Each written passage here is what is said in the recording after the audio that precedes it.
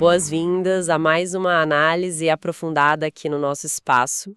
Hoje, o nosso foco é uma lei bem importante aqui no Brasil, é a Lei 10.650, lá de 2003. A ideia é entender melhor o que ela significa na prática, né? Essa lei que fala sobre acesso público a informações ambientais. E para essa conversa, a gente está se baseando no texto oficial mesmo, que foi publicado. E qual que é o nosso objetivo aqui hoje? É tentar desvendar o que essa lei realmente garante, sabe? Quem são os beneficiados, quem tem que fornecer as informações e, talvez o mais importante, por que é tão relevante ter acesso a esses dados ambientais? Queremos ver se essa lei funciona mesmo como uma janela para a transparência ambiental por aqui. Certo, então vamos começar a desempacotar isso. Para iniciar, qual é o coração dessa lei? O que ela diz fundamentalmente? Olha, basicamente, a lei diz o seguinte: os órgãos do governo que fazem parte do CISNAMA, que é o Sistema Nacional do Meio Ambiente, né? Eles são obrigados a liberar o acesso público aos dados e informações ambientais que eles têm. Vale lembrar que o CISNAMA é aquela estrutura toda que organiza a gestão ambiental no país, criada lá em 81, né? Então, a lei pega toda essa rede. Exato. E o que eu acho fascinante aqui é o princípio por trás disso tudo. Não é só uma questão de liberar dados, números. A essência é fortalecer a transparência, né? E, com isso, abrir espaço para que a sociedade possa participar mais e de forma qualificada das decisões sobre o meio ambiente. A lei meio que coloca a informação ambiental como um bem público, sabe? Essencial para a democracia, para a gente tomar decisões mais conscientes. Faz todo sentido essa visão. E quem, na prática, pode ir lá e pedir essas informações? A lei limita isso a pesquisadores, ONGs ou algo assim? Então, aí é que está um ponto bem interessante e, eu diria, democrático da lei. Ela é muito clara. Qualquer indivíduo, qualquer pessoa pode pedir. E tem um detalhe importante, não precisa justificar o porquê do pedido, sabe? Nem provar que tem um interesse específico no assunto. A única coisa é que o pedido tem que ser por escrito. E quem pede assume um compromisso. Não usar as informações para fins comerciais, sem autorização, e tem que citar a fonte se for divulgar. Esse qualquer indivíduo é realmente um ponto-chave, né? Torna o acesso bem amplo, não fica restrito a especialistas ou grupos específicos. Mas, como você disse, tem a contrapartida da responsabilidade. Essa questão de não usar para fins comerciais e citar a fonte é uma proteção. E o uso indevido pode sim gerar consequências, né? Na área civil, penal, até a direito autoral, dependendo do que for feito com a informação. Isso levanta aquela questão, né? Como equilibrar essa abertura total com a necessidade de evitar abusos, distorções? É um equilíbrio delicado, acesso amplo, mas uso responsável. E que tipo de informação especificamente a lei diz que a gente pode pedir? A lista parece bem grande, né? Sim, a lei detalha bastante coisa. É uma lista até extensa no artigo 2º. Alguns exemplos que chamam a atenção, dados sobre a qualidade do meio ambiente, tipo monitoramento do ar, da água, informações sobre políticas, planos do governo que podem impactar o ambiente, resultados de fiscalizações, sabe? Monitoramento de poluição, auditorias. E tem mais.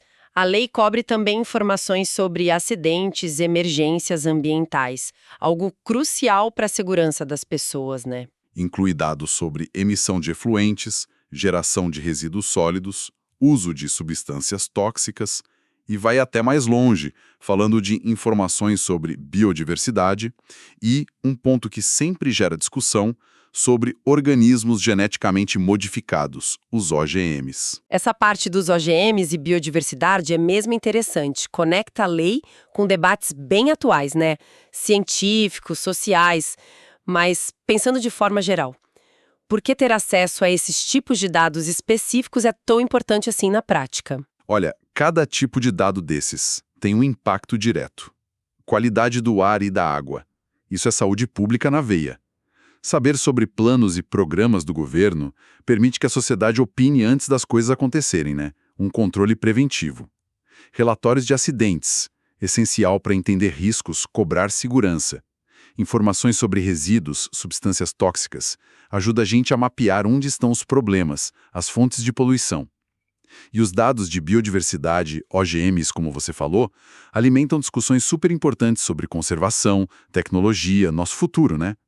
O fundamental é conseguir conectar esses dados com a realidade local de cada um, com as preocupações das comunidades. Fica bem claro como essa informação pode dar mais poder às pessoas, né? E a lei, ela garante mesmo que os órgãos públicos entreguem isso. Tem obrigação, prazo? Sim, a lei é bem direta quanto a isso. Ela não fala em poderia fornecer, ela diz que os órgãos do Cisnama ficam obrigados. É um dever. Eles têm que permitir o acesso ou fornecer as informações que forem solicitadas. E para garantir que a coisa ande, tem prazo, 30 dias. A resposta ou o acesso para consulta tem que vir em até 30 dias depois do pedido. Mas é importante também entender os limites, né? O acesso não é absoluto. A própria lei coloca algumas barreiras. Ela protege sigilos que já existem em outras leis. A gente está falando de sigilo comercial, industrial, financeiro, qualquer sigilo que a lei já preveja. E também protege as comunicações internas do governo, sabe? Aquelas discussões, pareceres internos que fazem parte do processo de decisão. Entendi. Então, existe essa tensão, né? Transparência versus proteção de certas informações como segredos industriais ou a própria deliberação interna do governo. E como a lei lida com isso? Quem decide o que é sigiloso ou não? A lei joga uma responsabilidade para quem fornece a informação para o governo. Se uma empresa entrega um documento com um segredo industrial, por exemplo, ela tem que dizer isso expressamente e justificar por que é sigiloso. Não é só falar é sigilo. Isso já cria um filtro. Mas, claro, a decisão final se aquele sigilo alegado é válido para negar o acesso, aí é do órgão público. Ele que tem que analisar. E aí pode morar um problema, né? A interpretação do que é um sigilo legítimo versus o interesse público na informação ambiental.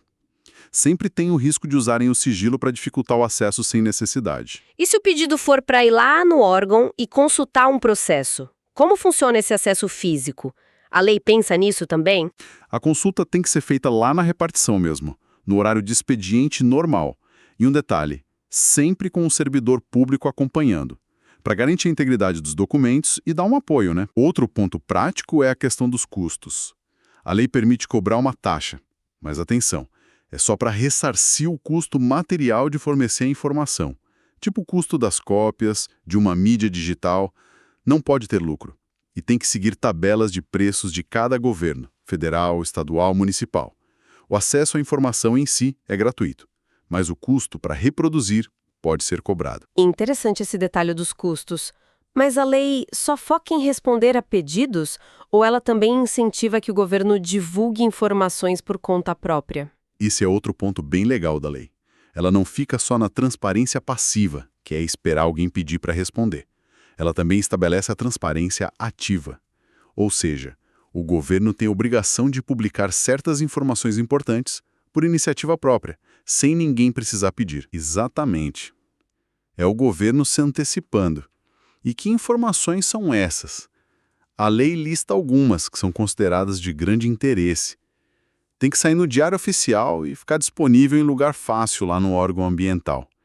Por exemplo, pedidos de licença para cortar vegetação, desmatamento, né? E as licenças que foram dadas. Também os autos de infração ambiental, as multas aplicadas, os termos de compromisso que são firmados e até os nomes de quem comete infração ambiental repetidamente, os reincidentes. Nossa, publicar o nome de infrator reincidente, isso deve ter um impacto grande no controle social, imagino. Com certeza. A exposição pública pode ser um desestímulo forte, né?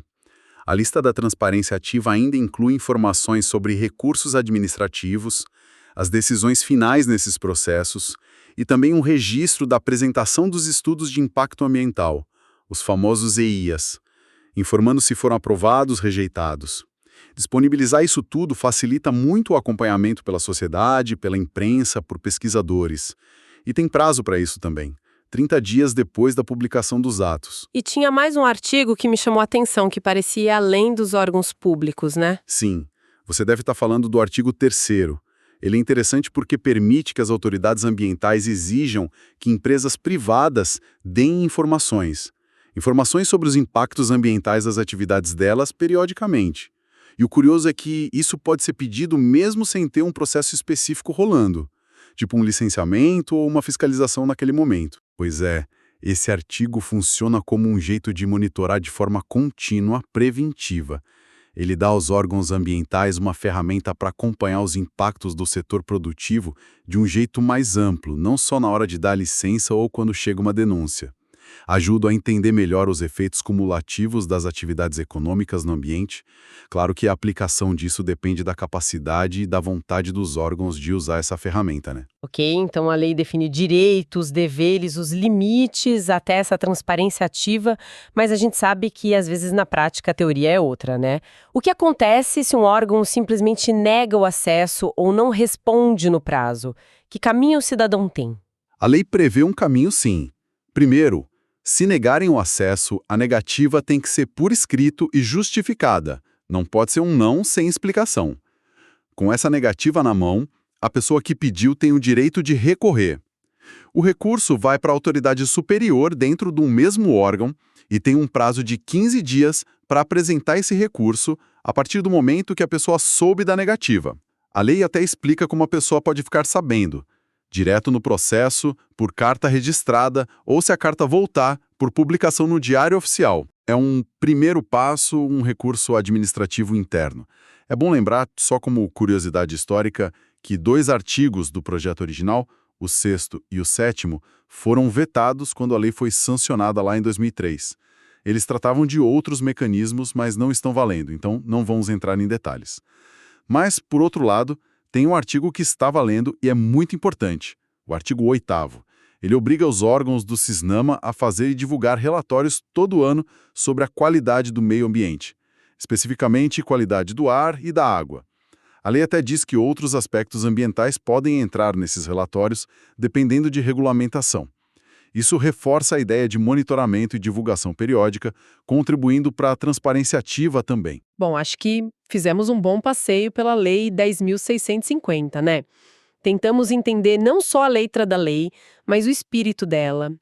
Vimos que ela define um direito bem amplo de acesso à informação ambiental, detalha os tipos de dados, põe deveres nos órgãos públicos e até em empresas, estabelece prazos, mas também reconhece limites, como sigilos, e ainda incentiva essa transparência ativa.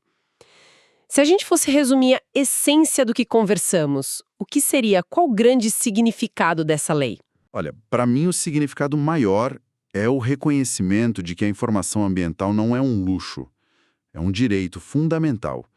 E mais, é um instrumento poderoso para a cidadania. Nas mãos das pessoas, das comunidades, ONGs, pesquisadores, imprensa. Essa lei é uma ferramenta para quê? Para monitorar, para fiscalizar, para participar de verdade das decisões que afetam o nosso ambiente. Acesso à informação é a base para a gente poder cobrar a responsabilidade dos gestores, né? O famoso accountability. Sem informação clara, acessível, o debate público sobre temas ambientais fica pobre, a participação fica difícil e a fiscalização quase impossível. Essa lei faz uma ponte direta entre o direito de saber e a capacidade de proteger o meio ambiente. Uma ponte poderosa mesmo. E isso me leva a uma última reflexão, talvez uma provocação para quem está ouvindo a gente. A Lei 10.650 existe desde 2003. Está lá, escrita, definindo direitos e deveres claros sobre informação ambiental no Brasil. Mas a pergunta que fica é, no dia a dia, pensando nesse Brasil imenso, nas diferentes realidades, na capacidade de cada órgão ambiental em cada canto, será que essa porta que a lei promete abrir está mesmo destrancada para todo mundo que bate nela?